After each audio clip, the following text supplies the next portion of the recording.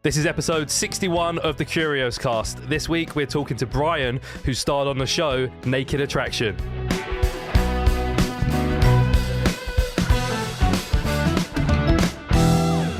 Thanks for joining us, Brian. Hi, how are you? We're great. How are you? Yeah, I'm good, thank you. I'm really good. Brilliant. So it was a few weeks ago. I've actually forgot the number of the episode, but a few weeks ago we spoke about Naked Attraction, just in a very general sense, about how unique and mad of a show it is, and we thought it'd be great to find someone who was on the show. And your show was one of the more entertaining shows, and one that got, like you said earlier, quite a big sort of press reaction. So we thought we'd get you on to say some words. Well, I'm grateful for the opportunity, because there's a lot of things I'd like to say, and it's been such an experience that I can't wait to share with you guys.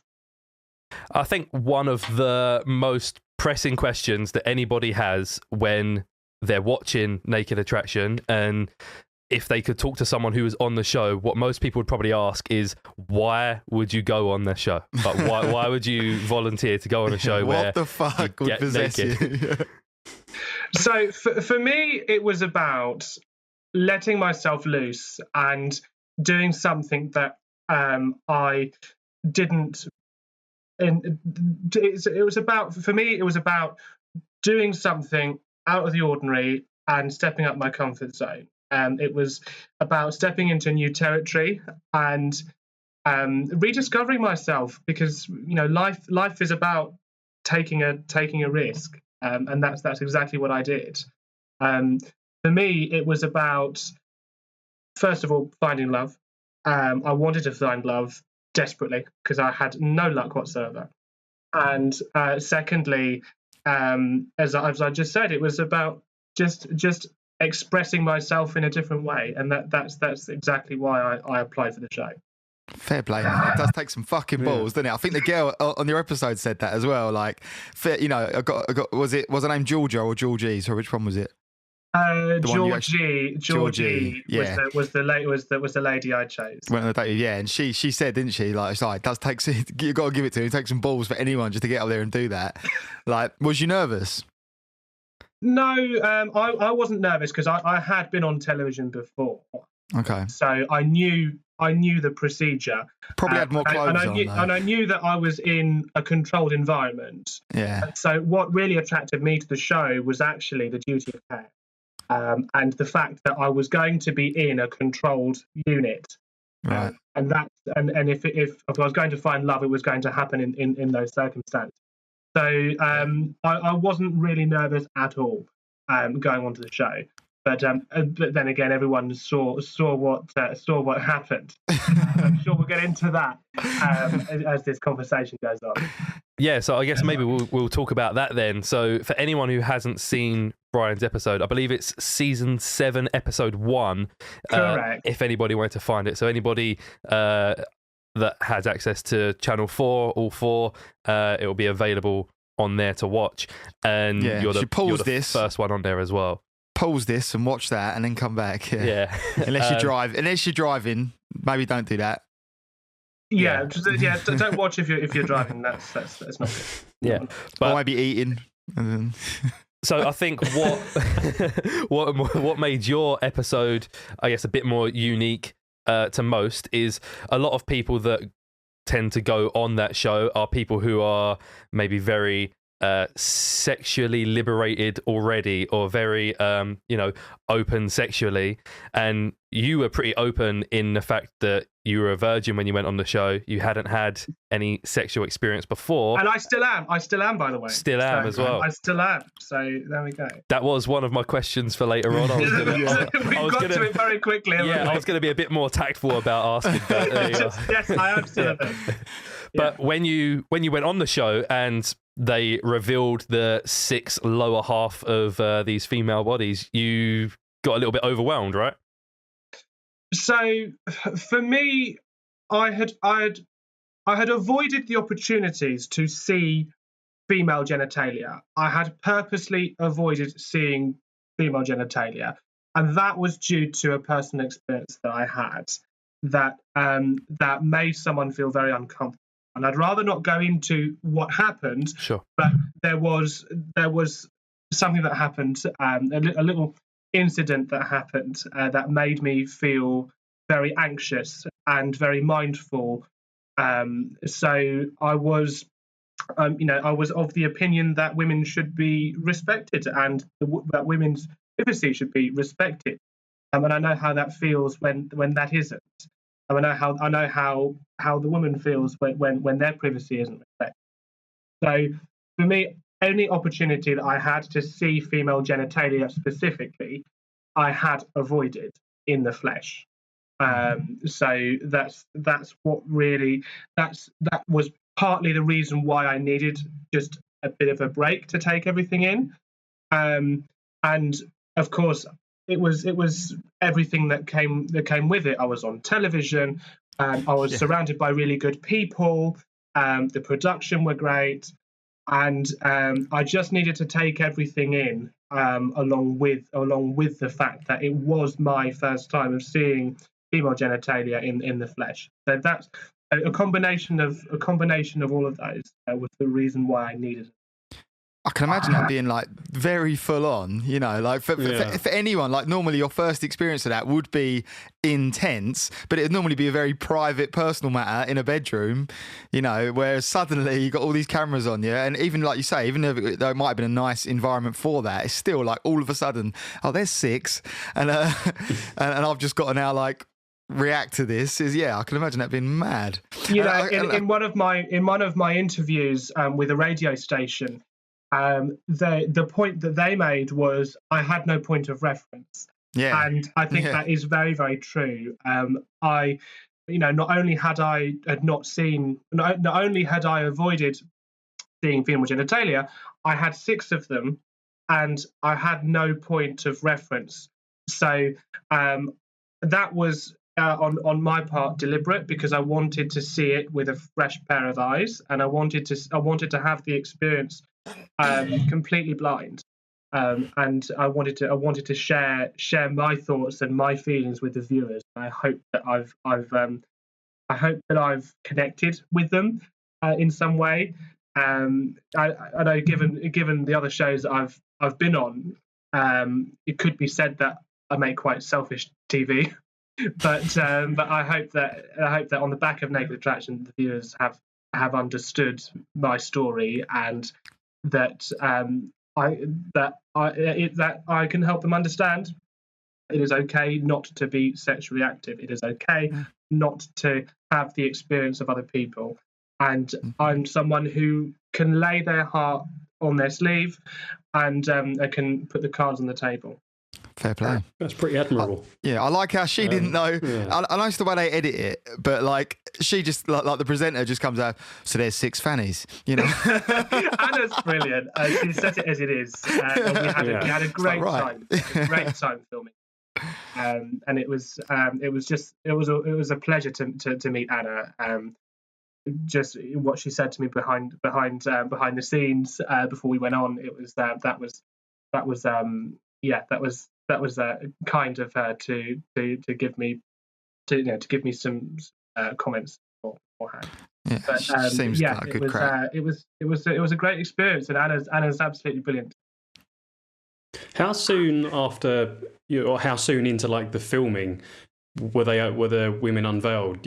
Was that maybe an hour in, or half an hour in, or 20 minutes in? Did you have time to like get used to the environment before, and or were they sort of just straight into the action, as it were? How long was that? Every narrative that is shown in the episode actually happened behind the scenes. You literally you go in and you go through the show as though it is, and which it's like a game show almost. Process. It is. It is.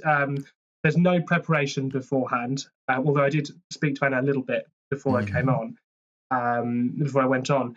But other than that, there really is no preparation. It is exactly what it is on the show. That's good to know that it's not. I'd be sweating buckets. I really would be sweating buckets. Yeah, so, it's not pre-rehearsed. We don't we don't rehearse it. Of course, with any television show, we film for ages, possibly hours. I'm not sure how long we filmed for, but only 1 hour is used. 1 hour of content is used for the episode. Yeah. For obvious reasons.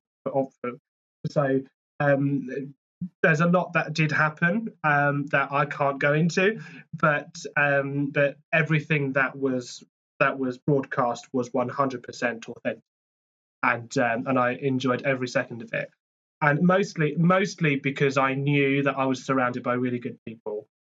That if anything were to happen, I would have good people to turn to, and that's one of the reasons that attracted me to the show was the duty of care from the producers, and that's partly why I applied. That's good to know that the production team and sort of behind the scenes, everybody's real accommodating, and also that it's not edited and sort of falsified in a weird way that a lot of reality shows are, and it is, what you see is what actually happened. It's not scripted in any kind of way. No, not at all. No. Yeah, exactly that. It's one of the most, I think your episode is one of the shows that, like we said earlier, gets one of the strongest reactions. Like, people have reacted to it on Gogglebox, and there's loads of different articles. When you look up best bits of Naked Attraction, your episode is one of them. And, there's a lot of headlines saying pretty, brutally, this virgin nearly fainted on Naked Attraction. How was that, seeing all of that kind of reaction to your episode? I was in a way prepared for it. We had a good, like I said, we've got good production. So I had all the support I needed to get me through the press reaction. But see that the actual reactions, some of the reactions really surprised me. But it is what it is. The press are exactly. The press will say exactly what they want to say, and I just had to sit back and let it happen. Really. I don't know what else to say on that. But I think I've had some really good articles. I had some really supportive journalists that have asked me very kind questions, and they've been very accommodating. So in a way, yes, I've had some interesting press, but I've also had some very accommodating press that I'm very, very grateful for. So it really has all worked out in the end. But I would like to also make the point that I didn't apply for the show for any fame whatsoever. Yes, I had been on television before. Yes, I had done other shows, but the sole purpose of me going on the show was to find love. And the reason why I chose a television show was because I had the experience of being in a controlled environment and being seen to professionally. So really, there is no. There was for me, fame was not the initial intention. It was for me to genuinely find love. And that's it, really. There we go.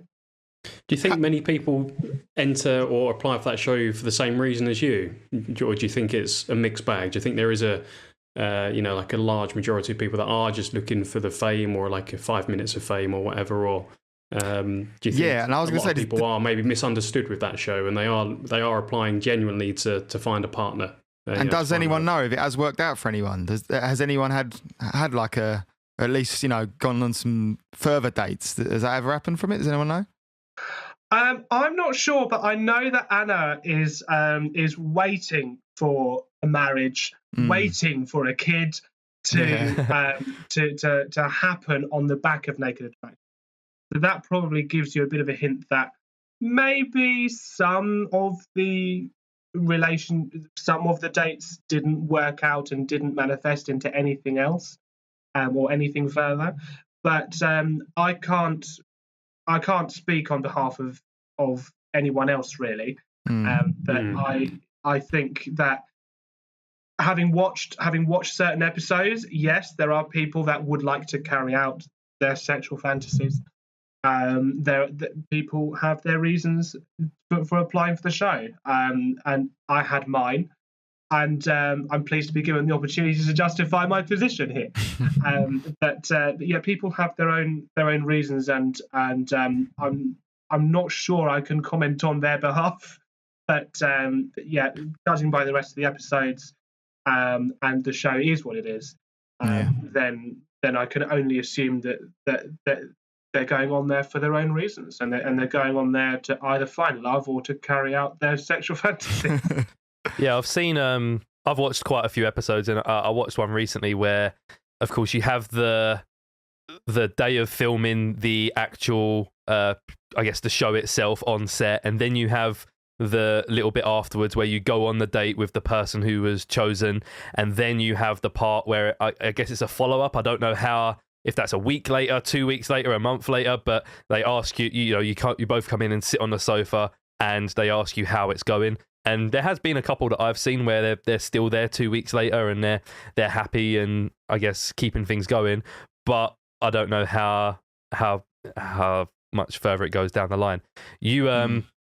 How your date? So we only see literally about 2 or 3 minutes of the actual date that you go on. Presumably the next day. How long was that date, and how did it actually go? Like, is what we see on the TV accurate to how the date was? Like I said, we film for ages, and only a small amount of content only a small amount of content makes the cut. What you see in the date, what you see on the date, that happened. There was a lot that did happen. There was a lot that was said that didn't make the cut, but it was a very enjoyable date, and I loved it. And Georgie was someone who was completely out of my comfort zone, but she was she had a great way of maintaining a conversation, and she was fun, energetic, and really bubbly, and I'm honoured to have met her and to have been able to go on a date with her. So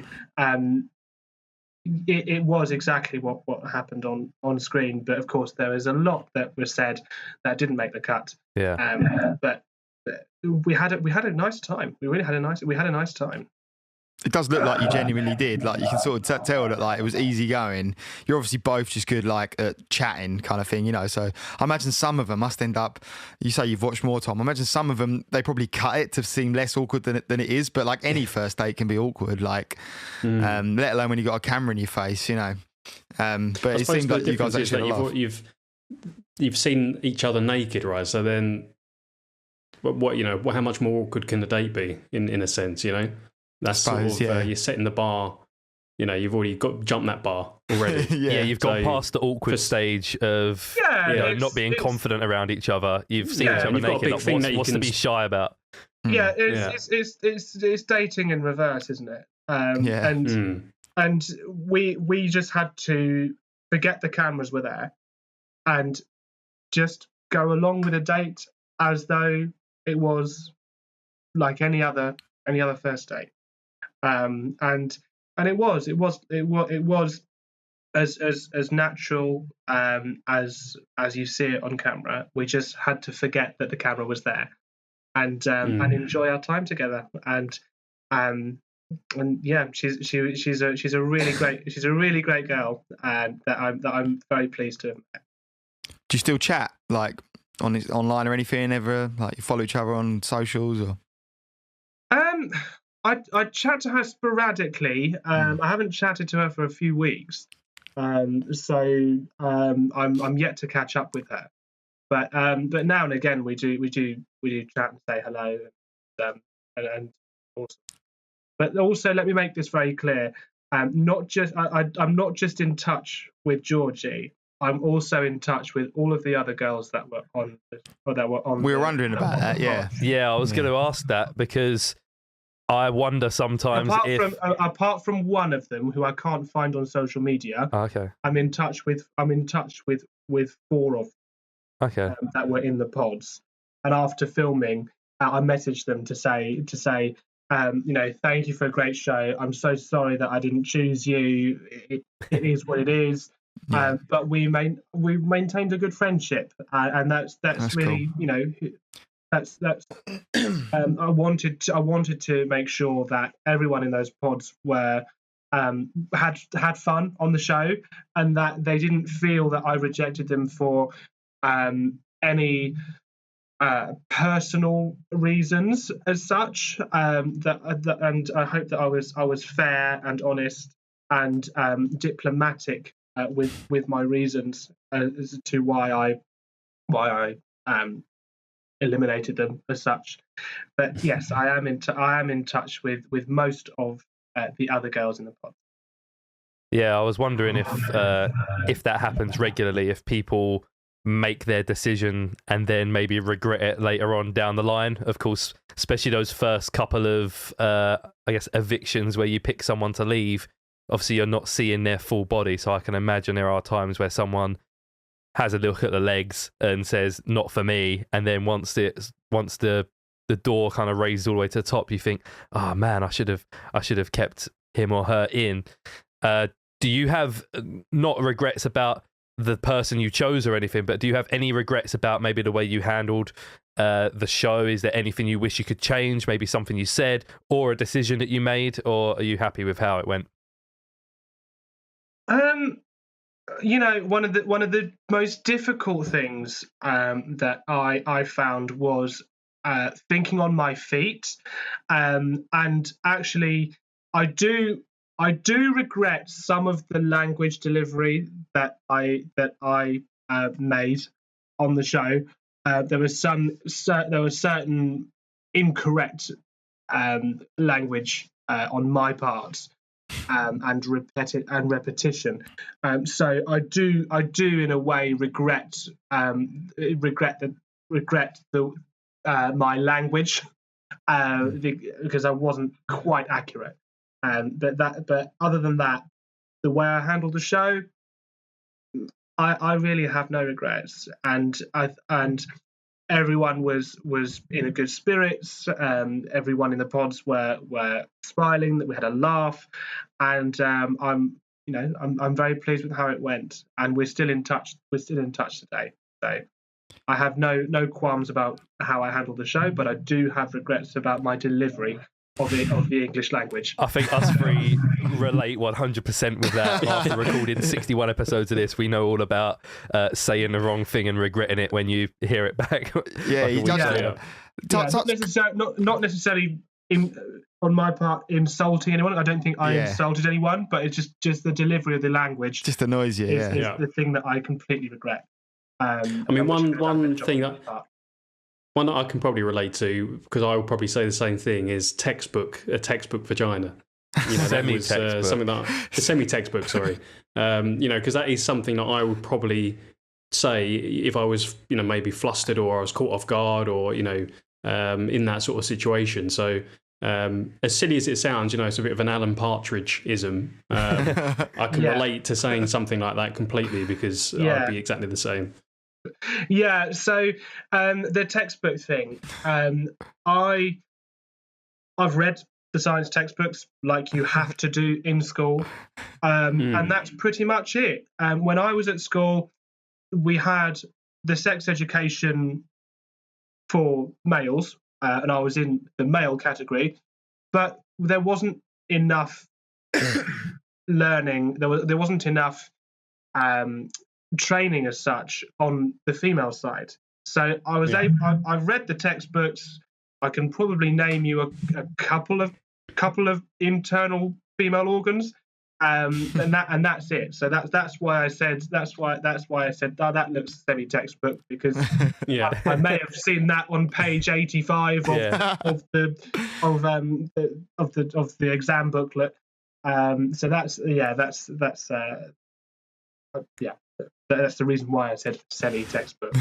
Yeah. There's also the bit where I'm pretty sure it was your episode where it was where one of the contestants like points out where the clitoris is to you as well. Oh yeah, that was a bit deep, wasn't it? Yeah. Yeah, like she sort of opens up and gives it a little tap. It had to be done, didn't it? Yeah, it makes for good TV.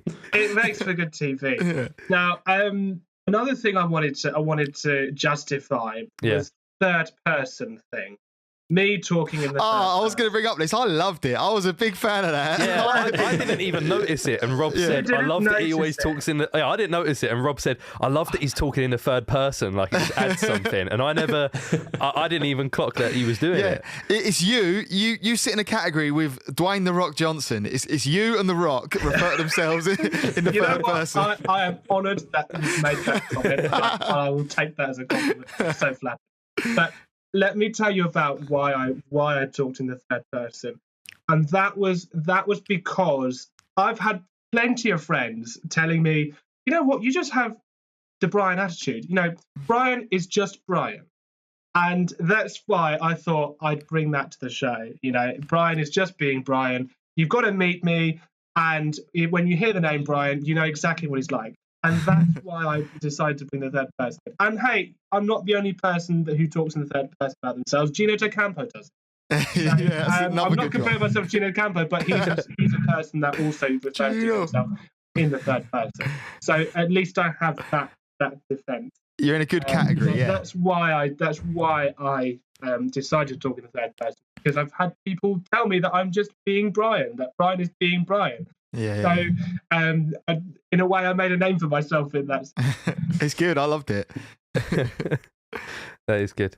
Oh yeah, this is what I wanted to say. While you're talking about things that like you may or may not have really bothered you, but to me it would have bothered me, and I wondered if it bothered you, right? Because obviously you're a very good piano player. Like that was clear. And when you played the piano on it, they could have at least stuck a fucking jack lead in it or something. Like they're in a big recording studio and it sounded like a wet fart. I was like, come on, man! Like at least record it properly for the guy. It was clearly great what you were playing, and it was just like. You're coming out your lapel mic or something. Like, did that bother you at all? You listen back, oh man, I wish that sounded. You know what? When I first saw that piano, I said to the producer, "What on earth is that monstrosity?" Yes. And because I was expecting a grand piano, I was expecting an electronic piano with 88 keys, and what did I get? A small charity bought. It was, yeah. It was up from Toys R Us. I had to play on national television. Yeah, fuck me. Oh, you did well then. And I think that was the same keyboard that lady played. I'm not sure what her name. I think it's the same one. But I was insulted by the size of the keyboard, because I have one here, and that's a full size 88 stage piano. I was expecting something like that, but I got the little charity bought piano instead. It was like they sent a runner out that day. Quick, go and get one from the fucking Argos. I think they did, actually. I think they did. I always find that part of the show the most awkward and cringy to watch. Like I can watch people taking their clothes off or just not having any clothes on, talking about dicks and pussies and whatever. But when it comes to the bit where they have to show off a little bit, you've whittled it down to 3 or 4 of them, and then they have to dance, or they have to like there's one where they get whipped cream, and they, like someone said, oh, I love a bit of food play, and then they have to get whipped cream and make some art on their body. And obviously in your cringe situation, I don't know how sort of led it was by the producers, where you know, because you had a skill of playing the piano, you sat there and played, but they all danced along, and you had to kind of decide which one was dancing to the music you was playing the best. I do find that bit a little bit cringy sometimes, and the bit where they have to show their voice and they have to say like a little sort of that was like classic. Yeah, that was like Blind Date though, wasn't it? That's like classic, like Blind Date. It felt exactly like, I don't know if you might be just too young to remember Blind Date, Tom, but it was like Cilla Black, and it would always be like exactly that kind of question, like What do they ask you? It was like, if you were a wine, what wine would you be? Wasn't it? And it was, well, I tell you, Scylla, you know, like I would be. Like it was, it felt exactly like that. Yeah, did that bit feel like awkward in the moment? I get like obviously the whole show is a little bit awkward, but was it extra awkward when you're sitting there playing the piano and everyone's kind of dancing along, or when they had those little sort of witty one-liners? For me, it wasn't awkward, but it was difficult to read the music and watch what was happening. Yeah, I love that. That part I found difficult. I wouldn't say it was awkward. I didn't find that awkward whatsoever. But for me, it was challenging to read the music, and then judge everyone in the pod. That was difficult, but I got through it. I wouldn't say it was. That's quite a unique thing to find challenging. Reading the sheet music whilst judging the naked women dancing. It's an odd situation to be in, but I was in that situation. Yeah, so love it. So there we go. Yeah, there's not much preparing for that. No, exactly. So also at the end of the show, you know, most people listening probably know the format of the show because we spoke about it 5-6 episodes ago.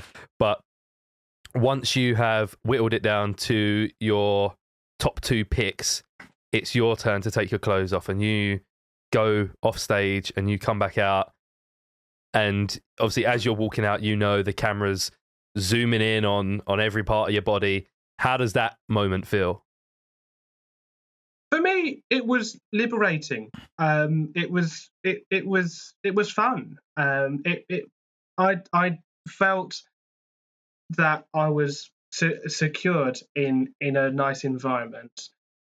So for me, it didn't faze me. Like I said, I'm someone who can lay their cards on the table, wear their heart on their sleeve, and for me, it was liberating. For me, it was refreshing, and I was okay with it. I was completely fine. So for me, I had no issue. I guess it helps that they're naked as well. Like it would be, it's a different ball game, yeah. And you've already been on all that. We spoke about this a little while ago, but we got asked to play a gig at a nudist. Like I'm in a band, so we got asked to do like a wedding at like. Oh, it wasn't actually a wedding. It was some like nudist party thing, and all the rest of the band were like, I don't know. I was like, I'll be up for it. I was like, fucking hell, I'll be naked. Yeah, like part of the requirement was we had to be naked, which was a bit far out. But in the end, they didn't do it. But some other guys we know did actually play like a nudist party thing, but they didn't have to be naked. They were just a band, and there was loads of nudists around. But yeah, I would have done it for the record.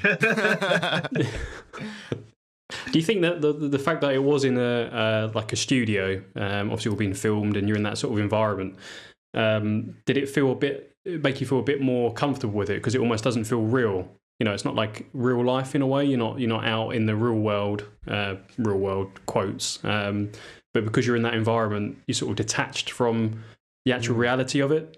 Did you think that came into play, or was it just you personally? You're just quite liberated because you did that experience and you found it completely fine. I agree with your latter point. I think I was completely okay with it, and I was happy to be liberated and to be honest. Yes, being in the studio environment, you do feel different to everyone else because because you've been specially selected to go on a television show. So there is that sense of separation from everyone else. But no, I had to go in there with me. I had to go in there as me and go through the show like any other contestant, and have the experience of a lifetime. Really, I wanted to, to share my story and my thoughts with the viewers, and I wasn't fazed by any of it. So. And like I said, I was surrounded by good people, and I knew there was water available. So yeah, I was absolutely fine with it. I think I'd have liked a shot of the beer or something rather than a glass of water. Just before, quick livener. One thing that I wanted to ask. So, like you said, you've gone on to do like you mentioned Ramesh Ranganathan's Ranganation thing, which is cool. Yes, yeah. So was that like kind of off the back of this, or you said you were already kind of doing stuff? I guess this obviously helped. Doing some TV and then like getting it. I haven't actually watched it yet. I'm going to watch it. But was it like Brian from Naked Attraction when you were on there? Was it, or were you like? Oh, I know you're like the wine so the buff. Ranganation happened before Naked Attraction. Oh, okay. The other shows that I had been on was broadcast before Naked Attraction. Ah, right. I had already. And production knew that I had already been on television, so it really wasn't. It was television was nothing new to me. Yeah. So there we go. I know you was on Dress to Impress, which I don't actually know. I haven't watched that show before, so I don't actually know the premise of that. Is it where they dress you? they sort of give you like a style makeover type thing. So Dress to Impress, it's a dating show on ITV2, and there are three contestants and a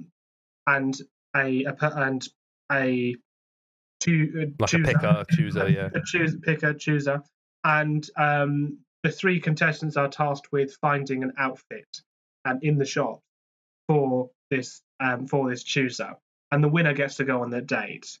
So it's hard. I'll be shit at that. So what happens is the chooser chooses the best outfit, or the outfit that they feel most comfortable with, and they'll eliminate the contestant based on the outfit. So you're choosing the clothes for the chooser. Yes, correct. Okay. And the chooser doesn't see the three contestants beforehand. Yeah, but what the chooser sees is the clothes. Is a card, a little handwritten card from everyone that's bought him or her clothes. Was you the chooser or a contestant? No, so I was actually one of the contestants who was tasked with finding an outfit for Lauren. And I was one that panicked so much because I had half an hour to look for an outfit, and she wanted the Essex look, and it wasn't going too well. And unfortunately, I was the first one that was booted out. But yeah, Dress to Impress was a brilliant show, and I loved every minute of running around the shops trying to find an outfit. I'll have to give it a watch. Yeah, I like the way it's kind of like the exact opposite show as well. You've been on. It's basically the exact opposite show. Exactly. Yeah. One is choosing clothes for someone. One is choosing someone without clothes. Yeah, exactly. But, I'd be out straight away with that because I can't even read my own handwriting. So if I have to handwrite a card to them as well, that'd be me out straight away. I can't even dress myself as well, let alone someone else. Yeah, I was about to say, I can't choose clothes for myself, let alone picking for someone I don't know. That's hard. Yeah. What have you? So as well as like the other thing I wanted to know is, have you had any more success with the ladies since then? I've had lots of messages from people sending me support. Nice. I've really had no luck as such, but I am being followed by very good-looking women. So I'm humbled. I'm humbled I'm humbled that they found me on Instagram. Well, we're not, so you won't find any here. So. No, exactly. Oh, you know what? Another thing I wanted to tell you guys. Yeah. Do you remember when Georgie gave me that gimp mask? Yes. I was going to ask about this. I wanted to know if you've still got it, or whether that was a genuine gift. Watch and learn, boys. Is it going to be a full gimp outfit now? It's just going to be the mask. I do have the mask. So was that a genuine gift from her? Or is that a genuine gift from her? It was a genuine gift from Georgie that I'm grateful for, I suppose. Use it as a lampshade sometimes. There we go. It smells a bit like paper mache, but let me put it on. Look at it. Fucking hell. I hope it wasn't a second-hand one. No, this is brand new. There we go. Yeah. Oh, it's freaky, isn't it? That's terrifying, isn't it? Really? I still have the gimp mask. Brilliant. Put that on your Instagram and you'll get a whole different type of people following you. Follower, yeah. I got a funny now story. I feel like we're speaking to you live from a psychiatric ward or something when you had that on. Yeah. It looked like you was in like a straitjacket almost. Honestly, I got a funny story about a gimp mask. Actually, I got a mate who was doing a. Well, he'd ordered his. It's better this way around. So he was doing fancy dress and decided to go fancy dress as a gimp. So he ordered this gimp mask from Amazon. But what he forgot was that the last thing he'd ordered on Amazon was a book for his boss and got it sent directly to his boss. So he just pressed order and it was the last filled order. He just sent a gimp mask to his boss, and it was like from or whatever. And he just got his phone call going. What the fuck, mate? well, I hope he still has his job. Yeah, I might have to blank his name out there, actually. I forgot. I shouldn't have said his name. Yeah. Oh, that's great that you've that's great you've still kept hold of that. People keep asking me about this gimp mask, you know. People do. It's just the first thing that often comes out of their mouth is, Brian, do you still have the gimp mask? Yes, I still have the gimp mask. The thing is, if you bring a girl back to your room now, she's going to get a very wrong impression of if she hasn't seen the show. Yeah. On the contrary, this is the most famous gimp mask in the UK at the moment. She should be grateful that she's even holding it. How did you should have got it signed by Georgie? Yeah. You know what? That's a good point. Yeah. If you ever fall on tough times, you could probably sign it yourself and flog it for a few quid. You know. I know. I can't wait. You know what? That's an idea. Should I submit this to Sotheby's or something? What was the reaction from friends and family when you went on the show? Like, did they know before you was going on the show? Did you tell everybody, or was it like a little bit of a reveal? And what did people say? Well, good question. Because I live with two elderly godparents who are of a different era, Mm-hmm. and I have to say they weren't too keen when they found out that I was going away for a bit to film for Naked Attraction, and I was a picker. But you know what? Let me tell you something. When the episode aired, they watched the whole episode, not just my episode, but Shader's part as well. So I think I managed to get them on side. Nice. But it was awkward when I was delivering the news to my godparents. But I think generally the response was, you know what, Brian? You've got to take a risk. You've got to take that chance.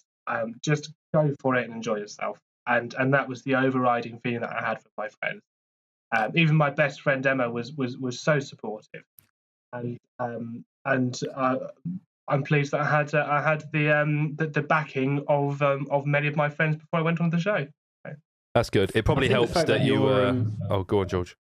Well, I was just going to say, because you were so genuine throughout the whole show, and your personality just comes across, and you're clearly quite a nice, intelligent person. That's what I was going to say. And respectful as well. Yeah, it adds a different spin to the show. Because if you went on there and you were making strange comments and you were just in general a bit of a weird guy and like not very pleasant or this and that, then that whole element of the show, sort of the ugly side of it, if you want, comes up. But because you are such a nice guy and really genuine, it probably makes it a little bit different when people that maybe don't normally agree with that sort of stuff look at it, and view it. So I think fair play to you. I appreciate that sentiment, and I knew that I knew what impact I could have had on those in the pods. So it wasn't just about me. Yes, I was the picker. Yes, I went on a date. And yes, I was the front man of the frontline contestant. But I knew the impact I would have had on everyone else in the pod, and they were all trying to find love themselves. Why shouldn't I have been genuine? There was on my part, I wore my heart on my sleeve. I was honest. I hope that I was diplomatic enough in my commentary, and yeah, I'm pleased. I'm pleased that it was mostly well received. Would you have done it the other way around? Would you have been one of the pickies? Like I said, I applied because I wanted to find love. I was completely fine with either being in a pod or being a picker. So I really wouldn't have. I really wouldn't have minded if I was offered the picker role. It would have been absolutely fine. Fair play. Can you tell us how that is? Like whether you're chosen to be in the pod or the picker, can you tell us, or is that something that you can't really go into? Or is there nothing really to tell? It's just a case of they just assume or choose on the day who's going to be in the pods and who's not going to be on the pods. There is a process. There is a process within the casting of where there is a process within the casting when the producers decide who's going to be the picker, who's going to be in the pods. That side of things, I don't know a lot about anyway. But I was offered the role and I accepted it, and I would have accepted my place in the pods had that offer come my way. So there really is nothing to it. It's just the producers decide amongst themselves who they would like to be the picker and who they would like to be in the pod. So you do just apply for the show. You don't necessarily apply to be a picker. Exactly. Yeah. So like everyone else, you apply to be on the show. You give your reasons why you want to apply. The producer phones you up, and then you have a conversation, and then it goes on and on and on. And then we had to because of COVID. There was a lot of phone. We had a lot of phone calls. We had a lot of Zoom calls. There was a lot of remote communication that we had to do, given the circumstances of the pandemic. It is. But it really is. It is what it is. The producers decide exactly who they want to be a picker, and they choose exactly who they want to be in the pod. Yep. Is there any other TV shows that you might have, you might be interested in going on? Maybe another dating show like First Dates or something, or Bake Off or anything? You know what? So I wouldn't go on any other dating shows. I feel that I've exhausted all of my options on that front. But look. If there was a TV show that approached me for something, then there's a conversation to be had. But I wouldn't mind going in the jungle. Absolutely, I wouldn't mind going in the jungle. Oh, that'd be a laugh, wouldn't it? I would love to go in the jungle. Yeah. Funnily enough, I would be very interested in the eating trials. I'm very experimental with flavors. So I wouldn't mind going in if the opportunity arose at the right time. Maybe you can. That's something for another time. But yeah, the jungle seems really really attractive. What kind of wine do you think you would pair with like a camel's bollock or some blended cockroaches? It's going to have to be something medium to full bodied, so probably a Chablis.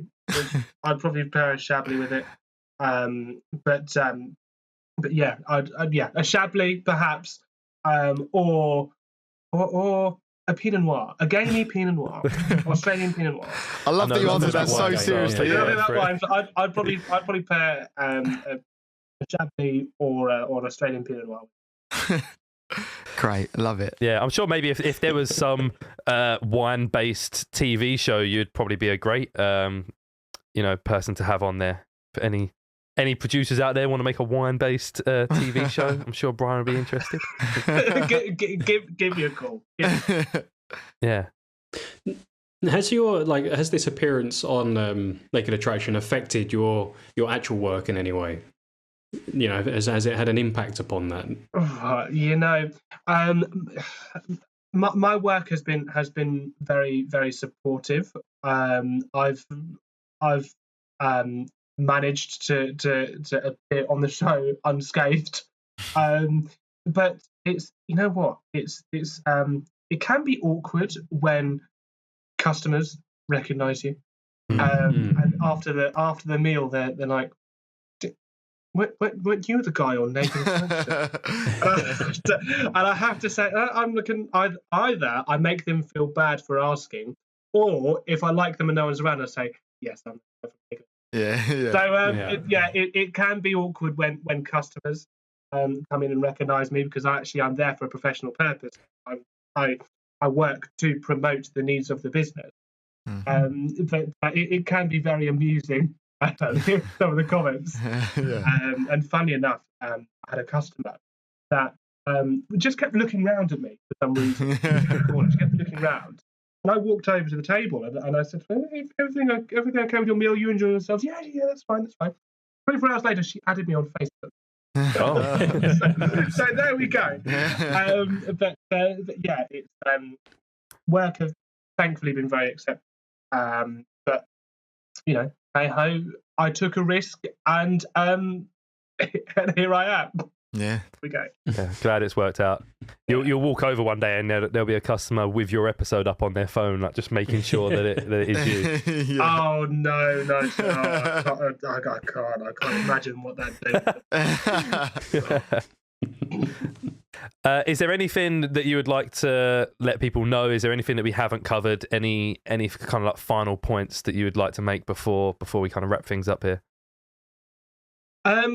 You know what? Thank you to Curious Cast. Thank you to all of you for giving me the opportunity to justify certain positions of mine. It's been great fun, and I am very grateful for having my say, and thank you for having me on the show. Oh, thanks for doing it, man. We really appreciate it. Yeah, it's great to get an insight. Yeah, so thanks again. I'd never actually watched the show until I watched yours today, so thanks for enlightening me to that as well. I was like, this is a madness. I'm so grateful. Yeah, Rob was watching it and he's texted us in the group chat going, this show's mental. I was like, how have you not watched it before? It's great. Yeah. You know what, if people don't want to watch, they have a remote. They can always switch over to another channel. Yeah, no, mate, I'll be tuning in next. Yeah, you've won me over. It was interesting. It was mental, but it was interesting. I even like some of the the facts that I have sort of scattered throughout the episode. Animations, and that's quite good. Even even just watching that, and skipping to the facts could be quite interesting and quite informative for some people. That's such a George thing to bring up. I like the facts. It can form as an educative function. I love how it's, and it was certainly an education for me.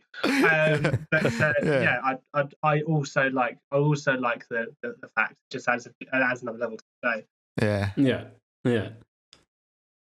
Well, thanks for coming on, Brian. We appreciate Thank you for having me. It's been great. All your insight, and thanks for being so open and willing to discuss everything that you have done today. No, it's my pleasure, and thank you all for having me on. Cool. Nice Thank you for listening. That was Curios Cast episode 61. Peace. Thanks, Brian.